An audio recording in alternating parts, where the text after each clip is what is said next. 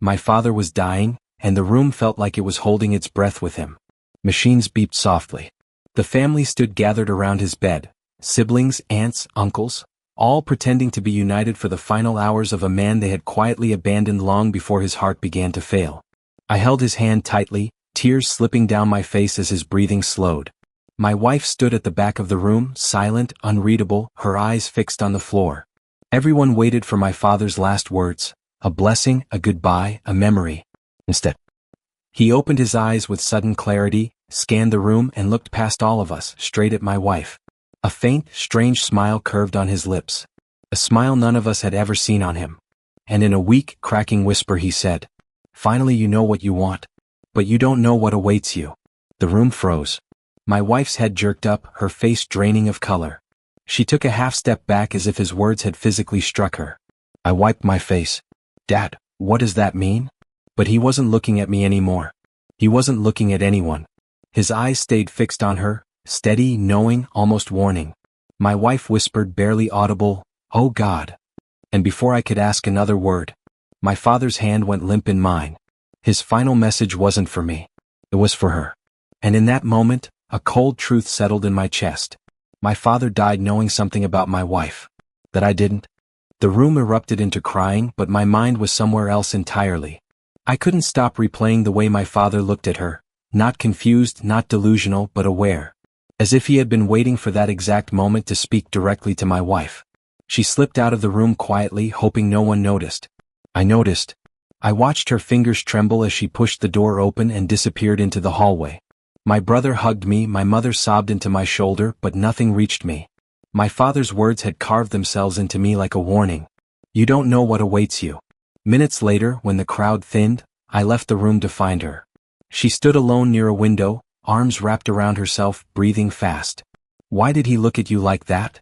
I asked. She didn't turn around. "Ethan, your father was confused. He was dying. He didn't know what he was saying." "That wasn't confusion," I said. "He recognized you. He meant something." She didn't answer. I stepped closer. "What does he know about you?" She finally turned, her eyes red, but not from crying, from panic. "I think we should focus on your family right now," she whispered. Not whatever that was. But I had lived with my father my whole life. And I had never seen him look at someone the way he looked at her. That wasn't confusion. It was certainty. Before I could ask more, my cousin approached. "Ethan, they need you inside." I looked back at my wife. She was already walking away. Avoiding me. Avoiding the truth. And that was the moment suspicion began to grow. Strong enough to follow. For the next 2 days, the house filled with relatives offering condolences, food, sympathy, everything except peace. But my mind wasn't on grief anymore. It was on her. My wife moved through the house like a ghost avoiding sunlight. She avoided my eyes, avoided my family, avoided any room I entered. She kept her phone close, screen always turned away from me. Suspicion didn't grow quietly. It grew like a fire catching dry leaves. On the third night, after everyone fell asleep, I found her sitting at the kitchen table, staring at nothing, her hands trembling. "Tell me what my father meant," I said. She jolted. "Ethan, please stop asking. Your dad didn't even like me. Maybe he just wanted to hurt you before he died." "No," I said. "He never lied on his deathbed." She closed her eyes, shoulders shaking. That was the first crack. The second came the next morning. I went to pick up my father's belongings from the hospice facility. A nurse pulled me aside. "Your wife was here," she said gently. "She visited your father alone. Twice." My stomach dropped. "When?" I asked. "Both times were late," she answered. "She didn't sign in, but we remember her." She seemed upset. Upset. Secretive. Fearful. Why would my wife visit my dying father alone? Why didn't she tell me?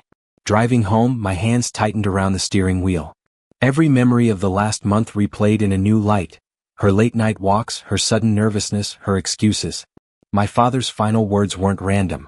He had seen something. Something she never wanted me to know. And I was going to find out.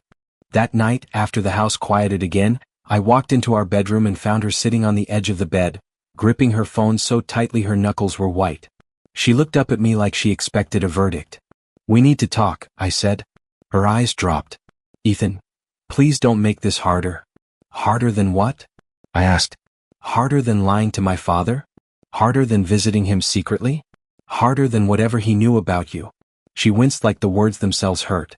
Your dad, she whispered. He said something to me during those visits. My pulse tightened. What did he say? She swallowed hard. He told me I needed to do the right thing before it destroyed you. Destroyed me how? She shook her head desperately. I can't, Ethan, please. I thought I could handle this myself. I thought I could protect you. I stepped closer. Protect me from what? Tears filled her eyes, but not the kind born from grief, the kind born from guilt. I made a mistake, she whispered. A long time ago. One I prayed would stay buried. My jaw clenched. What kind of mistake? She opened her mouth, but before she could speak, her phone buzzed violently in her hand. She froze. One glance at the screen and her entire body went rigid. I took a step forward. Who is that? She locked her phone instantly, hiding the screen against her chest. No one, she said too quickly. But her shaking voice gave her away. And so did the name I glimpsed before she hid it. Mr. Hayes, final notice. My blood ran cold. My father's warning wasn't metaphorical. It was literal. Something was coming. Something tied to her mistake. Something tied to a man named Hayes. And whatever awaited me, she had known all along. Her hands shook so violently she nearly dropped the phone. I reached out slowly. Give it to me. No, she whispered, backing away. Ethan, please, not this. I didn't raise my voice. Didn't push. Didn't touch her. I simply held out my hand. She stared at it like it was a cliff edge. Then, defeated, she placed the phone in my palm. The lock screen flashed once, and the notification appeared again. Mr. Hayes, final notice, 48 hours left. My stomach tightened. I opened her messages. She didn't stop me. Threat after threat. Payments. Reminders. Demands. Each one colder than the last. And then the truth hit me like a blow to the chest. These weren't new messages. They stretched back years. My father hadn't warned me out of confusion. He knew. My wife collapsed into the chair behind her, covering her face. I was going to tell you, she sobbed. I just couldn't. I scrolled. The amount owed wasn't small. It wasn't something a scared person paid quietly. It was extortion. Who is he? I asked. She looked up, eyes full of dread. Someone who shouldn't be alive. I froze. She continued, voice trembling uncontrollably. Ethan, when I was younger, before we met, I did something stupid. I got involved with the wrong person. Dangerous. I tried to leave, but he threatened to expose everything, unless I paid him. My heart pounded. Expose what? Her mouth opened, but the words wouldn't come. Instead, she whispered, Your father told me the same thing he told you. You don't know what awaits you. She wiped her eyes. And he said Mr. Hayes wasn't done yet. I stared at her. My dying father's last words weren't a riddle. They were a countdown. And we had just run out of time. I didn't speak. Not for a full 30 seconds. Because everything I thought I knew about my marriage, about my wife, about my father's dying warning, was rearranging itself into something far darker. I finally asked, Why didn't you tell me years ago? She let out a broken breath. Because I thought he would go away if I kept paying. Because I was ashamed. Because I knew if you ever found out, you'd look at me exactly the way you're looking at me right now. I didn't answer. There were no words that wouldn't make things worse. Instead, I kept scrolling. And there it was, the message that made my blood turn to ice. If your husband doesn't pay by Friday, I talk. Everything. No exceptions. Friday was tomorrow. I set the phone down slowly. You said he shouldn't be alive, I said. Explain. She stood, pacing in small steps like a trapped animal. Years ago, she whispered, I reported him. He was arrested. The police told me he died in custody. I believed them. For years. And yet he's texting you. She nodded, trembling. He wants money, but he also wants revenge. He said he'd ruin your life just to get to me. I absorbed that in silence. My father's strange smile. His final stare at her. His warning. It wasn't symbolic. It was literal. He knew Hayes was coming. I turned toward the window, the city lights reflecting off the glass like a map of possibilities. Ethan, she whispered, voice cracking, what are you thinking? I exhaled slowly. Something I should have done the moment Dad spoke those words. She stepped closer, terrified. And what's that? I turned to her. The name Hayes carried a weight I couldn't shake, like something rotten buried under floorboards. I sat in my father's old study, the room still smelling faintly of cedar and the aftershave he used for 40 years. His files were stacked neatly on shelves, organized with the precision only he possessed. If my father had warned her, if he had looked at her that way, then somewhere in this room was the reason why. As I searched through the drawers, my wife hovered near the doorway, twisting her wedding band over and over. "Ethan, maybe we should go to the police," she whispered. "No," I said quietly. "Not until I understand what you're truly hiding." Her eyes filled with panic. "I told you everything." "No," I replied. "You told me the part that hurts you, not the part that destroys me." And then, I found it. A thin folder labeled simply, "It's Hayes." My father had kept documents, old reports, names, incident histories, all tied to a man who was not supposed to exist anymore. But the shock wasn't the file. It was the photo inside. My wife, younger, standing next to Hayes. Not forced, not threatened, smiling. She gasped when she saw what I was holding. "Ethan, that's not what it looks like." I held up a hand. My voice didn't rise, didn't crack. "Tell me why my father had this."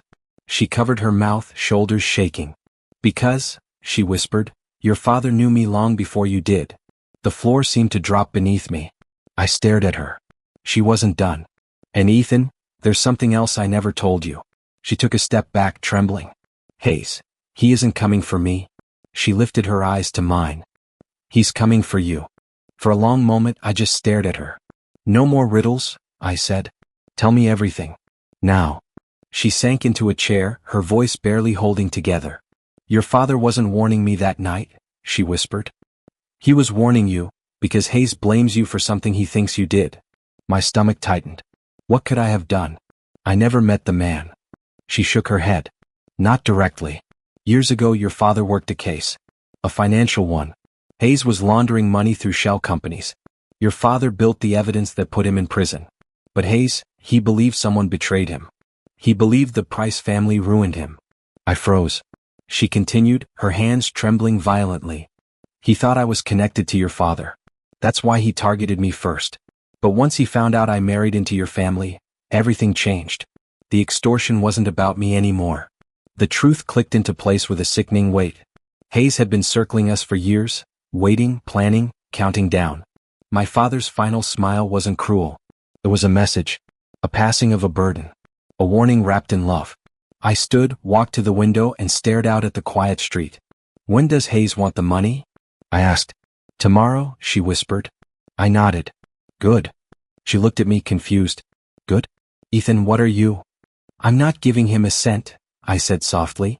"But I am giving him exactly what he's been waiting for." She stepped forward, terrified. "Which is what?" I turned to her, calm, the same calm my father carried when he knew he had already won. "Closure." The next morning Hayes arrived expecting money.